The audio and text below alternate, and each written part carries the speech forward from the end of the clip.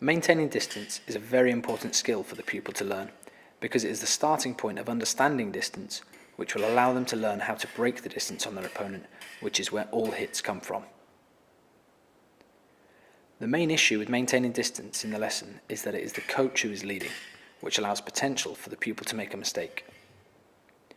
To prevent this, the coach must remember that they are simulating the physical stimulus the pupil will be reacting to in the fight. Obviously, you cannot be doing perfect footwork all day while you're coaching, as it's not sustainable. But you must simulate it correctly. A common fault of coaches is using cross steps when giving a lesson, as this is much less physically demanding than fencing steps. However, this leads to an immediate shortening of the distance, which is essentially teaching the pupil the wrong distance. Here is that action in slow motion. Here you can see that the pupil does not react to the first half of the coach's cross step. This is because it is not the physical stimulus the fencer's brain has been taught to react to.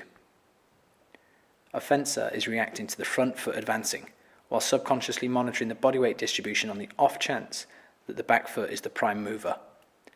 However, a very young pupil will almost definitely not react quickly enough to this cross step to be able to maintain distance correctly.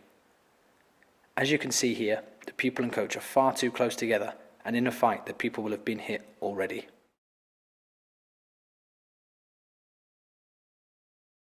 As you can see, the small difference here is that the coach starts the cross step with the front foot like a correctly executed fencing step forward. Then when he sees the pupil has begun reacting by moving backwards to maintain the distance, he brings his back leg through to complete the cross step.